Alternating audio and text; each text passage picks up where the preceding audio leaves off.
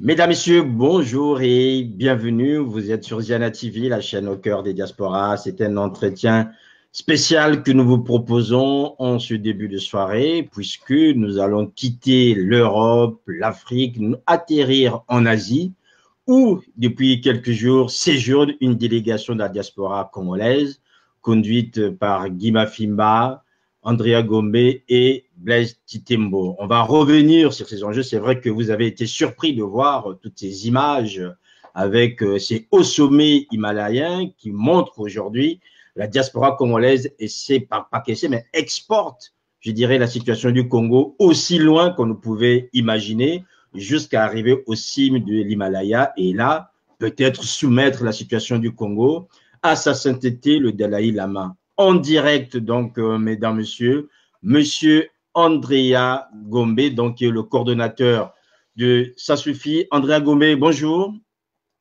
Bonjour, bonsoir, Cyr. Alors, je ne Il est sais pas, déjà assez tard. je ne sais pas Donc, quelle il heure est est-il chez 22 heures. vous là-bas. Non, il est 23 heures ici. Voilà, 23 heures chez vous, ici ou concrètement, parce que les gens qui vous doivent se poser des questions, où êtes-vous en ce moment, puisqu'on a vu depuis quelques jours, vous nous abondez des images, on voit des hauts sommets, on vous voit atterrir dans des jets privés, qu'est-ce qui s'est passé, comment ça se passe de ce côté-là? Où êtes-vous concrètement, Andrea Gomez?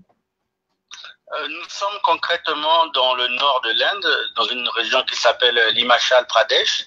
C'est le lieu où est installé le gouvernement en exil du Tibet depuis 1949.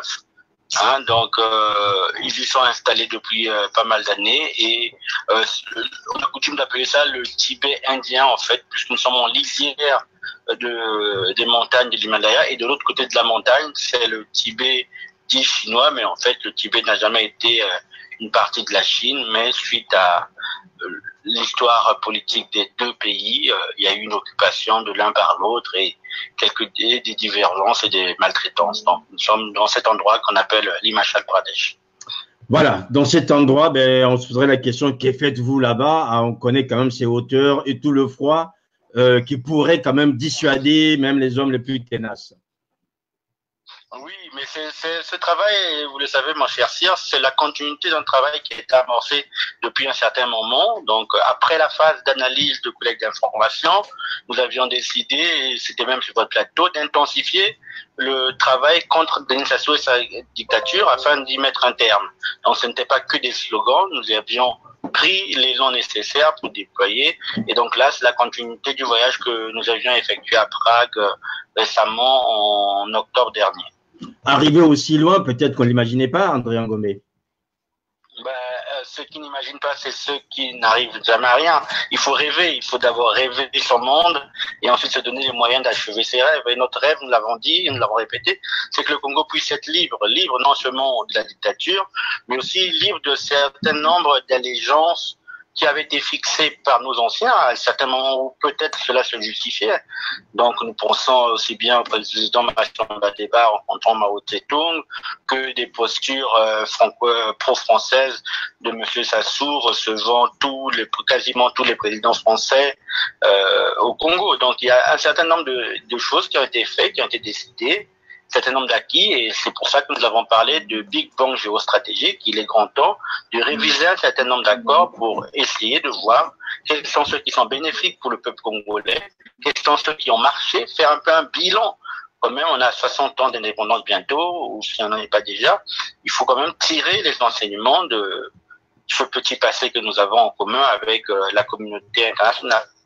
Voilà, tirer donc des leçons d'un passé, c'est aussi l'occasion pour vous, là où vous êtes, de fêter ce 29e anniversaire, je dirais, du prix Nobel de la paix qui avait été reçu le Dalai Lama. Oui, et c'est aussi concomitant avec la journée du 10 décembre, qui est la journée internationale des droits de l'homme.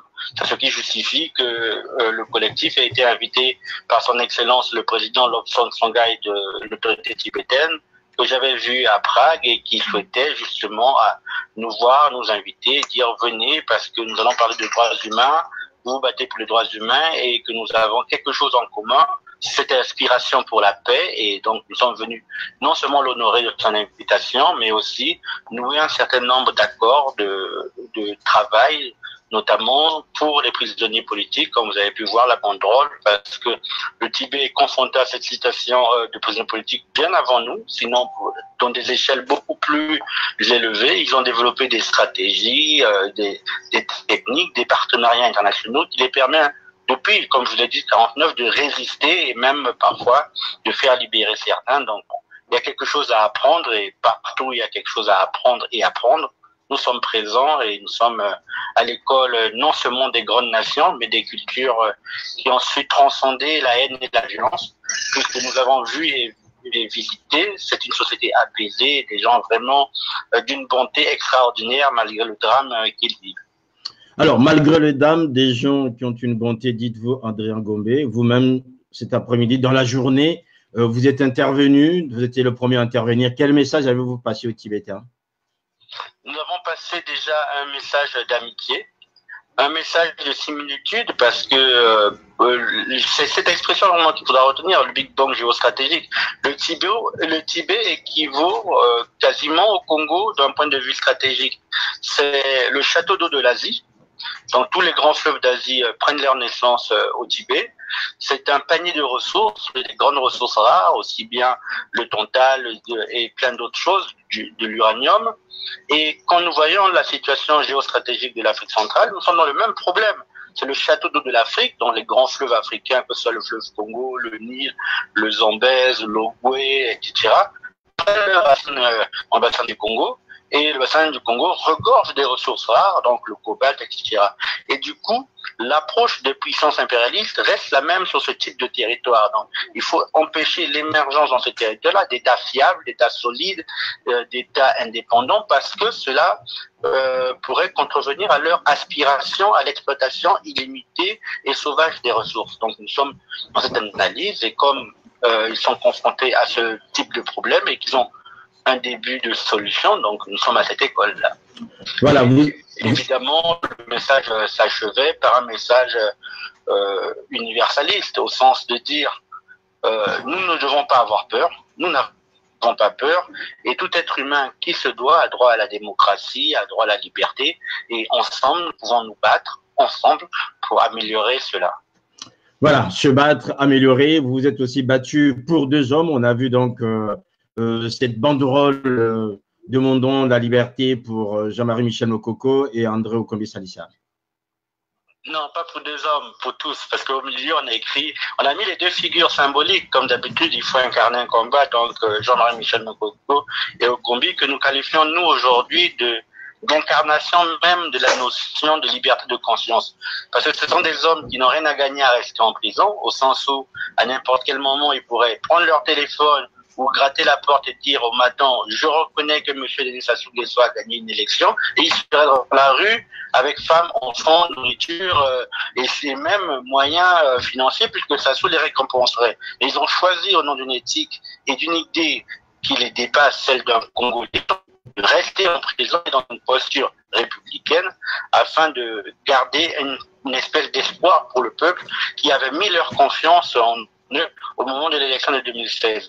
Et au milieu de la banderole, on avait mis Free them all, ce qui signifie libérer-les tous, parce que nous savons que derrière ces 2 grands leaders, il y a des milliers de Congolais qui sont opprimés et des centaines qui sont emprisonnés.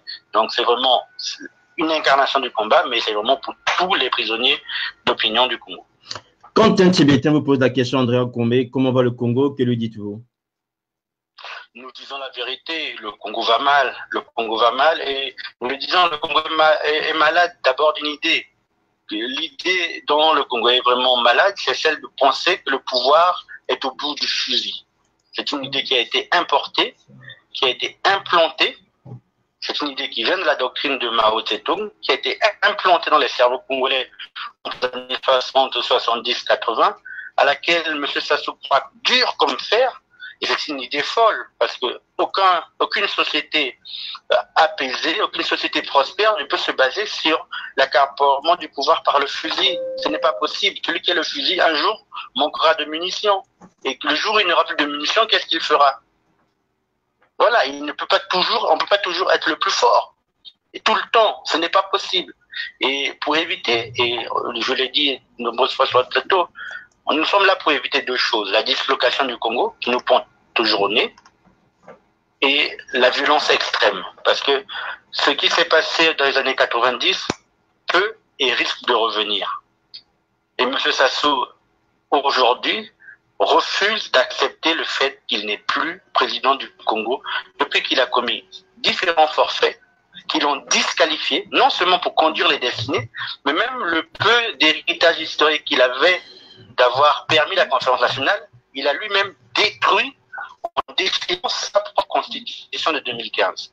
Au nom de quoi? Au nom de l'illusion de garder le pouvoir éternellement. Donc, aujourd'hui, c'est ce que nous pouvons dire. Nous disons ça aux Tibétains et sans trop trahir, demain nous allons avoir une séance de travail longue avec l'Assemblée nationale d'ici, donc le Parlement, le président du Parlement, nous serons reçus et nous continuerons notre plaidoyer. Voilà, continuez un plaidoyer, mais vous n'êtes pas seul, Andrea Gombe. On a vu que vous êtes bien entouré et bien accompagné.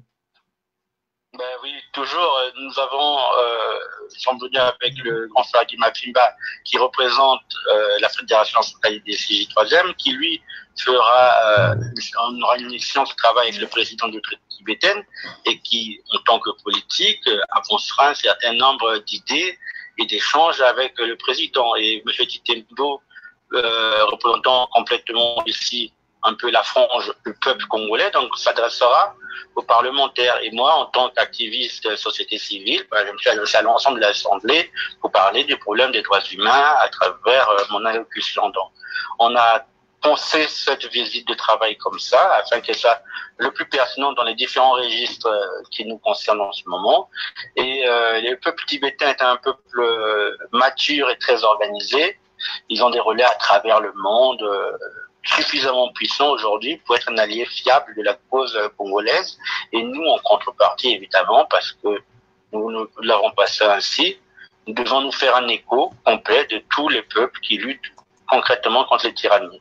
Et donc, c'est ce combat-là. On lutte contre la tyrannie, pas contre les peuples, parce que le peuple chinois, nous l'avons dit, est lui-même opprimé. Et donc, c'est un peuple aussi opprimé que le nôtre. Donc, nous avons de la compassion pour lui. Voilà, c'est avec ces termes qu'on va se quitter, André Ngombe. Je rappelle donc que tous les jours, nous vous aurons de là où vous êtes là-bas, à la frontière tibétaine, afin de nous faire le point sur la journée. Encore merci et bon séjour de travail, merci. André Ngombe. Merci. Au revoir.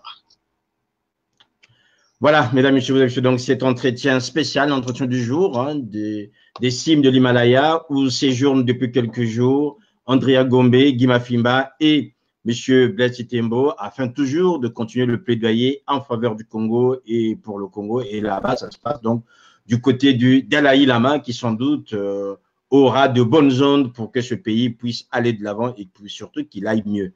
Merci de nous avoir suivis. Merci encore à André Ngombe pour la disponibilité et toute l'équipe qui est là-bas du côté de la frontière tibétaine. Portez-vous bien, le programme continue. Je vous rappelle juste que dans la soirée, vous aurez donc l'allocution de M. André Ngombe devant l'Assemblée tibétaine, là où ils sont en séance de travail. Portez-vous bien. Le programme du Zana TV continue. Au revoir. Oui, Monango.